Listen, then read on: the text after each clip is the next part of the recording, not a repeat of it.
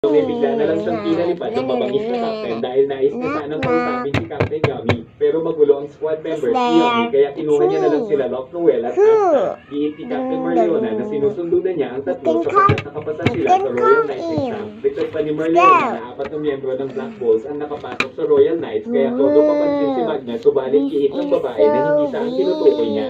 Nasaktan si Magna ng bahagya pero hindi daw siya titigil sa pagsasanay upang hindi mapag-iwanan ng mga kasama. Talauna nila sa Royal Capital na sila kung saan isa-isang ipinakilala ni Captain Merleona ang mga Magic Knights na napili upang mapabilang sa special unit pagmamalaki naman ni Asta na hindi siya mapag-iwanan ni Yuno na wala daw pake sa nararamdaman ni Pandak. At dito na nga inanunsyo ng babaeng captain na siya rin ang naatasang maging captain ng Royal Knights para masigurado ang pagiging elite squad. Tapos,